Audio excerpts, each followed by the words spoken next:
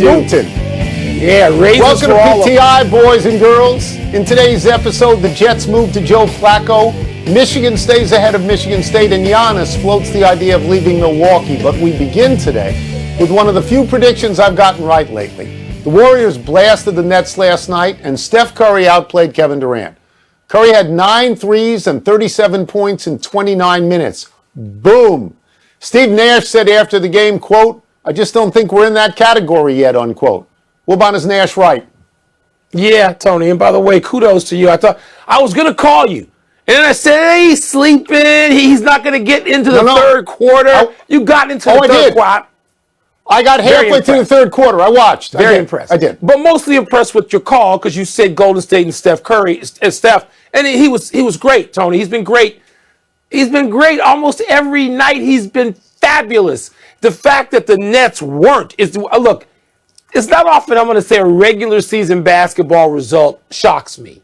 That shocked me last night, that the Nets were thoroughly outplayed in that way. They've won like 8 of their last 10. It's not like the Nets are in some slump or they're in some hangdog situation, but they've been blowed out by the Bulls and the Warriors. At least the Bulls game was in Chicago. This was in Brooklyn. They're not in that category yet. But I, Tony, to me, the calm that we heard from Durant and James Harden afterward is appropriate. And they say, yes, we are building towards something. We need to get there, not now, but at some point. And it just seemed reasonable. But no, right now, nobody's in Golden State's category. Golden State, it's like it's a flashback to 2016 right now. So I'm going to bask in my own glow for a while. I'm going to smell myself for a little bit because Curry was everything I thought he would be, and Durant was not. If I have these numbers correct, Durant was 6 and 19. Okay, and in the third quarter, he was 0 for 8. So say goodbye to that 59% shooting percentage from the field. At one point, and I didn't stay up for this. I stayed up for a lot of the game, but at one point, the Brooklyn fans were shouting MVP for Curry. MVP! For Curry, not one of their own. Unbelievable. Okay. Now, is Nash right? And the answer for me is yes and no.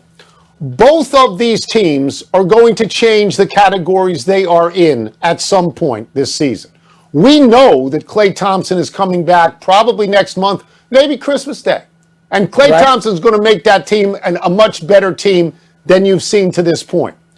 Kyrie Irving could come back any day he wants. All he's got to do is get vaccinated or wait for New York City to change its vaccination protocol. The problem there, and that will make the Nets better, the problem there is, do you reach that threshold where Kevin Durant and James Harden are so disgusted that they can't work together in the way that they want to work together? And I think that's a potential problem. But Mike, this could have been a one-off. I mean, the Warriors were perfect even to Wiggins' three-pointer at the end of the first half. Tony, two quick observations. Draymond Green's defense on Durant. You don't know how often you're going to see that. That's right. You start thinking about how many times can you get it in 7 games. That's what the thought is. Tony, 2 quick thoughts. Andrew Wiggins, when he's your 4th or 5th best guy, come on, that's part of what makes Golden State great. It's Steph, but there's other stuff. Andrew Wiggins, I shouldn't say 4th or 5th best. When he's your 3rd or 4th best guy, that's just a lot. The other thing is, Tony, I got the feeling for the first time last night, and this may be over the top, because I want to see Klay Thompson. I really want to see Klay Thompson play this season, soon. They look like they might be the best team even before he comes back. Like the best team in the league. They could be the best team even without him. They're going to get him, and I hope he's healthy and he can stay in there the whole season when he comes back. But wow, that's a wow last night. So I'm just going to say this. They look, the Golden State Warriors, like they're playing happy. The Nets never look like they're happy. They never look like they're happy. It's always an ordeal for them. So yeah, it is right now. It certainly looks that way, Tom. Most people moving to pro football thought the Jets were picking between Mike White and Zach Wilson as their starting quarterback. Well, today they picked Joe Flacco to start against the Dolphins on Sunday. Head coach Robert Saleh says Flacco's calm and experience will benefit the team against the Dolphins defense that loves to blitz. Tony, how should Joe Flacco feel about this promotion? Yeah, well, this is I think is the correct answer. He should feel anxious and he should feel nervous because he could get killed. He wasn't mobile when he was young, and now he's an old, stationary, slow target. He's thrown only 3 passes all year, just 3 passes. Now, you say that because you paint the Jets in the most negative light possible. But, and there's always a but, let's not go crazy here about the Miami Dolphins. Right. Let's not make them something which they're not, which is good, because they aren't any good. They're 3-7. Their ratings in offense and defense are bad. And Joe Flacco, by the way, those 3 passes, they were all completed and 1 was for a touchdown. He's been in the league like 15 years. You can blitz every single down if you want. This is not going to actually shake him up. Let's not make the Miami Dolphins into the Lombardi Packers, is my position. That's right. I totally agree with you on this. I will say this about Flacco, though, Tone. First, he is feet of granite. He ain't going nowhere. So that's right. We expect him to understand what he's seeing. He'll be able to process it if there's enough time with the help from his offensive line and a back chipping here and a tight end staying out of a pattern there. Then Flacco might, be able to have enough time to go through progressions and beat those blitzes and find a hot receiver. However, he can't move. And so the Dolphins, he can't move at all, Tony. So I'm not going to say I'm anxious to watch Miami and the Jets, because I'm going to watch a lot of stuff on Sunday, and that ain't going to be one of the things I even check in on. That's right. But he could be a piñata. Tony, they could just tee off on him because he can't move. Well, see, I don't think the game is going to come down to the Jets offense. I think it comes down to the Jets defense. Because Miami can't score. They're 28th out of 32 in scoring. They score 17 points a game. But the Jets defense stinks. The last 4 games, 54, 31, 45, 45. So if Miami hangs 30 or 35 on them, that's the story, not Joe Flacco. Joe Flacco has won a Super Bowl. You let me know when Mike White wins a Super Bowl. You let me know, and we move on. The new college football playoff rankings came out last night. Top 7 was the same, which means Michigan is still ahead of Michigan State. The chairman of the committee, Gary Barta, a Big Ten guy, Mike, said, quote, set aside watching the games, although that's certainly a part of it, but statistically, just about every category, offensively and defensively, Michigan comes out on top over Michigan State, unquote. Wilbon, is Barta right that Michigan's rating should matter more than the game? It's so stupid to say that from a smart guy, okay? And I was going to rant and rave when I first heard about this story. I was nuts because, this is what numbers do to me. Numbers anger me more than just about anything. And I mean the kidnapping of sports, right, by people who can only deal with the numbers. I hate them. I do. And I hate what they've done to sports and how they've just hijacked it. And so, because I know that while you pick up your yellow pad, you don't need your yellow pad to look at numbers, because we can sit here and do this whole show and talk about impressions. We can talk about... That's right. We could have hot takes if we wanted to have them. We can actually analyze sports without just kowtowing to the numbers. And so for him to say that and to think that committee is given over to that, it disgusts me in a way that I just want to move on to the next story. I know we got 40 seconds. I hate hearing of this, because this is what happens. That's how people wind up being as dumb as they are, even when they're smart people. So I think what Barta said was perfect. I think it was convenient. I think it was rational. I think it was even second level. I love what he said, and he's wrong. Like, the reason Ohio State is behind Oregon is because Oregon beat them. Okay, the reason that NC State is behind Wake Forest because Wake beat them. The reason that Oklahoma is behind Baylor, even though Baylor has 2 losses, Oklahoma has 1, is because Oklahoma beat them. So Michigan State should be ahead. The point I want to make, Mike, is that Baylor beat Oklahoma. The point I want to make is that this could all be moot by Saturday night. Michigan State plays Ohio State, right? If Michigan State loses, they drop. And if Michigan State wins, they go ahead of Michigan. They go ahead of Michigan because Michigan's not going to make up any ground by beating Maryland, because last week Michigan State beat Maryland and they didn't jump. But why does it have to go to that? Why does it have to go? Why do smart people have to say such dumb things? And why are they, Tony, here's what's more important to me. Why are they so intellectually lazy that they can't analyze sports and look at what is happening without saying things like, statistically, they vote every week They have more information every week. Cincinnati climbs because Notre Dame keeps winning. It's caliber of win. But there's no way that Michigan State should not be ahead of Michigan. Not now. Let's take a break. But coming up, why is Giannis floating the idea of leaving Milwaukee? And how should the Islanders feel about the end of their 13-game road trip to open the season and been home? Home sweet home. They should feel tired. 13 games. It's a lot of laundry. That's a lot of laundry. G6s. They're not doing their own laundry. This ain't camp. What are you talking about? Hour.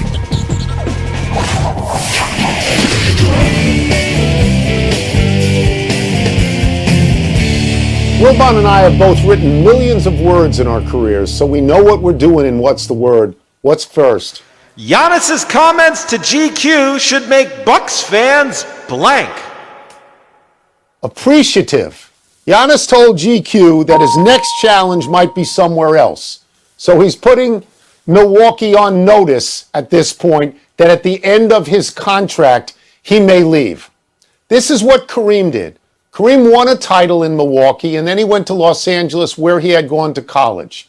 History could repeat itself here. That was the only title Milwaukee had for 50 years until Giannis won a title. And let me stress this sentence. He won a title. He won a title. If he's going to be here through 2025, treasure the title and savor the next 4 years. Don't begrudge him for leaving. You think anybody in Cleveland begrudges LeBron James for going to the Lakers after he won a title? Well, Operative sentence. He won a title. Okay? That's all I want to say. Tony, I'm sort of with you. I'm sort of with you. My word is cherish. Cherish what you got. And by the way, if Giannis finishes the contract he's under in Milwaukee, he will have been with the Bucks for 12 seasons. You know how many seasons Michael Jordan played in Chicago? 13. You want to know how many Larry Bird played in Boston? 13. You want to know how many Magic Johnson played in LA? 13. So he'll be right there with a dozen seasons in Milwaukee. It's not indentured servitude. You don't get him for forever. Appreciate what you got. I think they'll pull themselves together and make a decent run at defending the championship this year. But enjoy this. Yeah. It pulsates in downtown Milwaukee now when they play at night in that arena in Pfizer. It's fun to be there. I love being there. He won a title. He won a title. Next. The Islanders should feel blank about their season-opening 13-game road trip. They should feel sanguine. I'm going to define sanguine for you. Feeling optimistic or positive, especially in an apparently bad or difficult situation. The Islanders are going into a new arena. It's in Elmont on the south shore of Long Island, right over the Nassau County line. It wasn't built. It wasn't ready for the first day, so they agreed to go out for as long as it took to get into the new arena. So that was 13 games. They got crushed. They lost last night 6-1 to Florida. Their record at the moment is 5-6-2. They're in last place. And they were a team that was in the conference finals the last 2 years. But they're going to play 25 of their next 32 games at home. So they are feeling good and optimistic coming out of a bad situation. Sanguine. 25 of the next 36 at home, Tony. And I'm wondering if you could have ridden your bike as a young Anthony Kornheiser. Could you have ridden your bike from your parents' home to this new arena? From Lynbrook to Elmont. Yes, from Lynbrook to Elmont. It would have taken an hour or so, but yes. Oh, hour. Hour's a long time on a bike. But the Islanders should feel all right. They should feel all right about the 13-game road trip. Tony, you mentioned their record. That doesn't disqualify you from anything in the NHL. They're fine. With all those home games coming up and they'll get more comfortable, it will feel like home. I mean, it's entirely not just possible, but probable they'll go on a kind of run that will put them in the thick of the playoff chase. And that's all we're talking about here. So they should, all right is what they should feel. That's right. The arena, by the way, is right next to Belmont Racetrack. It's right on the Queens-Nassau line, but it's in Nassau, where I grew up. That's it. Let's take one last break. Stay time, people. Happy 70th birthday, Butch Davis. Davis joined a long list of college football coaches being tossed out the door when Florida International University informed him his contract won't be renewed next year. Davis had a winning record in his first 2 seasons at FIU, even beating Miami. But he was 1-9 this year and 1-14 in his last 15. At one point, Davis coached the U himself after winning a Super Bowl in Dallas as defensive coordinator. Davis was 51-20 at Miami. Then it began to go downhill. He left Miami for the Cleveland Browns, where he was 24-35 and fired. He landed at North Carolina, but was sent packing after 4 years when an academic scandal surfaced. Last month, FIU posted an opening for football coach, and Davis called this season a nightmare and said the program was being sabotaged. Davis joins coaches at USC, LSU, Virginia Tech, Texas Tech, TCU, Washington, and Washington State, who have either been fired or told they can't come back. But happy birthday, Butch. Yeah, Tony, I'm not going to make the case that Butch Davis is Vince Lombardi, but FIU seems kind of cheesy. Aren't we talking about a program that took some hand-me-down equipment from like Mississippi State or something? Yeah. You know, really. If you're not going to commit that much, don't tell me you got to get a new coach. You got to get a new everything, apparently, including a philosophy from the top. Happy anniversary, George Bell. On this day 34 years ago, the Toronto outfielder, who had 47 home runs and drove in 134, won the American League MVP award. Andre Dawson won in the National League, and that was the last time that both MVPs came from teams that did not make the playoffs until this year. When the MVPs are named tomorrow, neither will come from a playoff team. The finalists in the American League are Shohei Ohtani of the Angels and Vlad Guerrero Jr. and Marcus Semien of the Blue Jays. The finalists in the National League are Bryce Harper of the Phillies, Juan Soto of the Nationals, and Fernando Tatis Jr. of the Padres. It is uncommon when an MVP is not on a playoff team. Since 1995, only 3 MVPs in the American League have not made the playoffs. Mike Trout did it twice. 7 National League MVPs have not made the playoffs since 1995, most recently Giancarlo Stanton of the Marlins in 2017. Tony, at least George Bell's monster season came during a year in which his Blue Jays won 96 games. They finished 2 games behind Detroit, but they won 96. Andre Dawson, I remember that. The Cubs were a last-place team. He had a fabulous year, but the Cubs were bad. You know, not exactly breaking news. But that Toronto team, man, they were loaded. It's kind of disappointing to look back. That's why there are more wild card teams now. That's why more teams get to playoffs.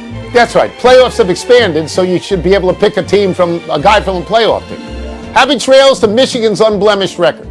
The number 4 Wolverines squandered an 11-point lead and were beaten last night at home by Seton Hall 67-65. Seton Hall scored its last 5 points on free throws, and Michigan missed a crucial one with 0.8 seconds left.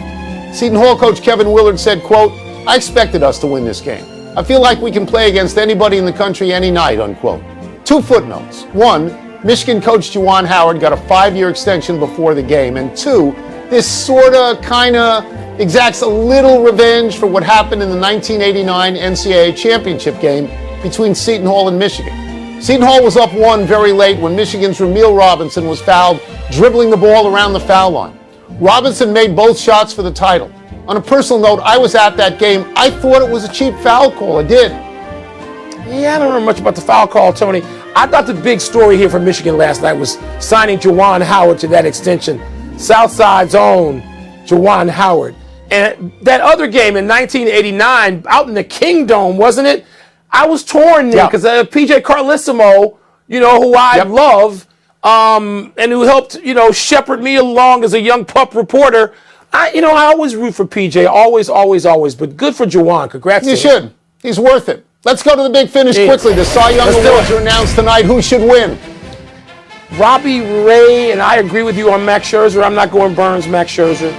The Chargers put Joey Bosa, Jerry Tillery on the reserve COVID list. That's significant, isn't it? They got 8 sacks between them. Yes, that is significant.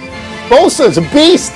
Zion has been cleared to participate in one-on-one drills. Is that a big deal? Anything that moves Zion closer to playing again and being healthier, that would suggest that it would be a great thing. The U.S. men and Jamaica tied 1-1 in last night's World Cup qualifier. Break it down, Tone. I'm not Mr. Soccer. It feels like a letdown game after beating Mexico, don't you think? That's what it feels like. Last one, will the Rockets break their 12-game losing streak in Oklahoma City tonight? The Rockets are the worst team in the league by design. Oklahoma City's competitive. So I'm going to say no, the losing streak continues. We're out of time. We will try and do better the next time, and I'm Tony Kornheiser. I'm Mike Wilbon. Same time tomorrow.